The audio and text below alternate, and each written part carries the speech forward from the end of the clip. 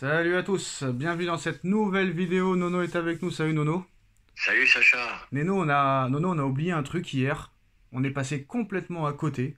Alors je ne sais pas si c'est parce que le Paris Saint-Germain a dominé toute la première mi-temps ou qu'on a l'habitude de le voir titulaire indiscutable depuis plus de 3 ans et demi maintenant. Mais on s'est peut-être pas rendu compte, et moi je commence peut-être à perdre la vue, c'est grave, que c'était Safonov qui était dans les buts hier soir après la victoire 1-0 contre Lens, Nono. Et là, on apprend aujourd'hui que Safonov pourrait être le nouveau numéro 1 dans la hiérarchie de Luis Enrique et il pourrait être titulaire contre l'Atlético Madrid mercredi, l'Atlético qui vient de gagner 2-0 aujourd'hui. Luis Enrique réfléchit à modifier la hiérarchie de ses gardiens et hier il a très apprécié la prestation du Russe contre Lens. Alors Nono, moi j'ai même pas fait attention, honte à moi, honte à toi Nono et honte à tous parce qu'on s'est même pas rendu compte hier que Safonov était titulaire et peut-être que Safonov, Nono, va prendre la place de Donnarumma. Est-ce que c'est la nature des choses vu qu'il l'avait dit l'été dernier? Eh ben écoute, je m'en excuse aussi, hein, aucune allusion à Saponov. Bon ben écoute, un oubli de ma part et puis bon, on essaiera de faire mieux la prochaine fois. Bon ben là, ça veut dire deux choses.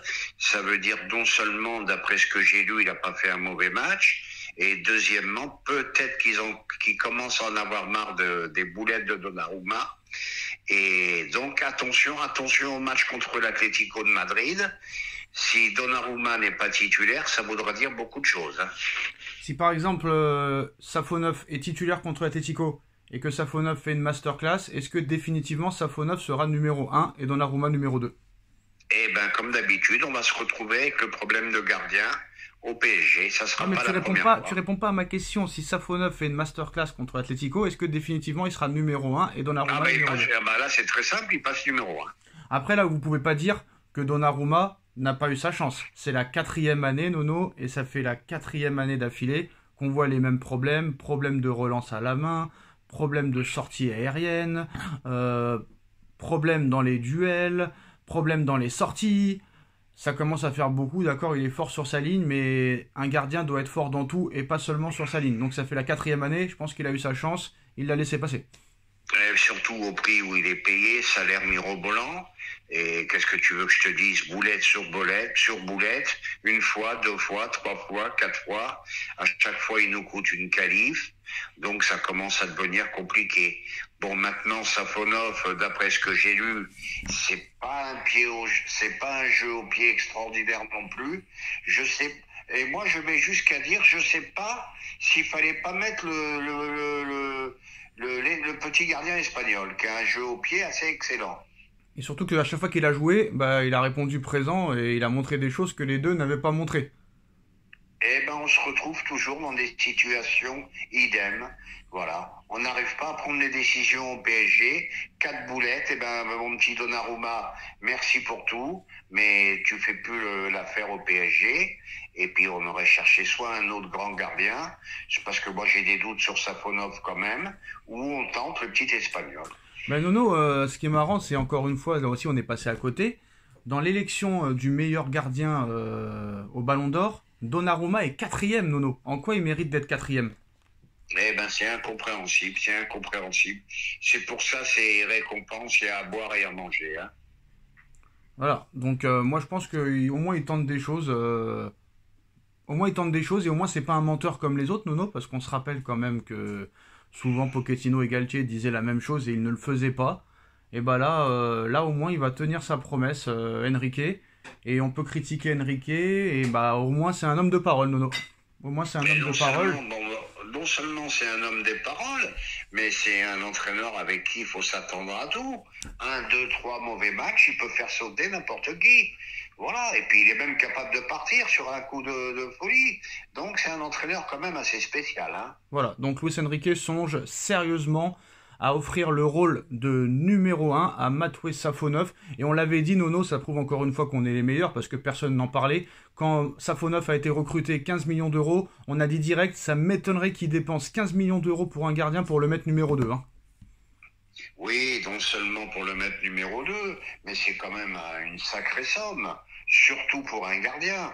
Donc, malgré tout, il doit avoir quelques qualités, ce Safonov. Voilà. Après, après, est-ce que ça va donner des tensions? Parce qu'on se rappelle à l'époque, il y avait eu des tensions entre Buffon et Areola. Il y avait eu des tensions entre Areola et Kevin Trapp. Est-ce que là, ça pourrait amener des tensions entre Safonov et Monsieur Donnarumma, sachant qu'il y avait aussi un petit peu de tension entre Navas et Donnarumma? Et ça peut mettre surtout de la tension dans le vestiaire. Bon, je pense qu'il va très très mal le prendre, Donnarumma, mais il n'a qu'à s'en prendre à lui. Aucun axe de progression depuis qu'il est arrivé. Alors Nono, l'Atlético a gagné 2-0 aujourd'hui. Un jour de récupération en moins pour l'Atlético, c'est quand même important. Et hier, Nono, en regardant encore une nouvelle fois le match, je pense qu'on n'a pas assez parlé hier soir dans le débrief de toutes les occasions ratées, de celle de Barcola, qui est pour moi scandaleuse, l'occasion ratée de Barcola. Je crois que c'est plus difficile de la mettre au-dessus que de la cadrer.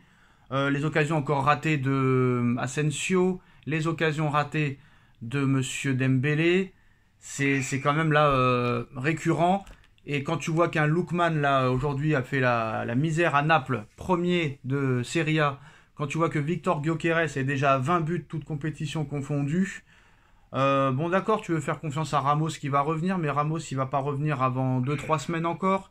Et on sait pas à quel niveau il va revenir.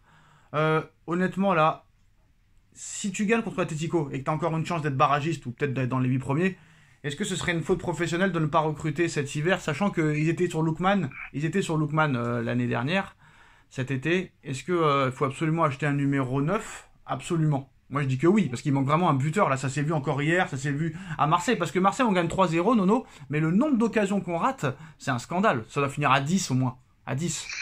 J'irai pas jusqu'à 10, Ah mais si.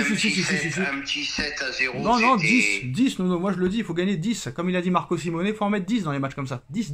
Bon, peu importe, 7, 8, 9, 10. Mais le malheur, c'est qu'on se crée, ce qui est dommage d'ailleurs, on se crée beaucoup d'occasions, on les met pas au fond.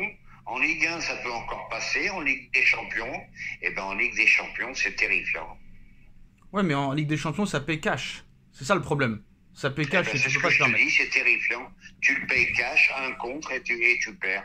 Voilà. Oh Nono, moi je parlais comme ça hier, hein, mais je pensais pas que ça allait, parce que moi je calcule pas vraiment l'AS Monaco, à part quand ils jouent en Ligue des Champions ou contre le PSG. Mais on a parlé des propos de Ben Seguir qui avait dit qu'en Ligue 1 je ne vois aucune équipe supérieure à nous. Une semaine après, défaite contre Nice, défaite contre Angers. Et là le gars reçoit un harcèlement moral sur les réseaux, mais les gens sont bêtes. Mais bon, après, tu connais le jeu, comment ça se passe, il faut retourner sa langue dans sa poche avant de parler. Tu vois ce que je veux dire, Nono? Et là, je dis pas qu'il mérite ça, mais il a donné le bâton pour se faire battre. Tout à fait, parce que je vais te dire, bon, lui-même, il n'a rien prouvé. Bon, Monaco, c'est une bonne équipe. Mais de là à dire, je vois pas une équipe supérieure à nous, qu'il ouvre les yeux. Voilà, c'est tout. Et comme quoi, comme tu as dit, faut retourner cette fois sa langue dans sa bouche. Hein.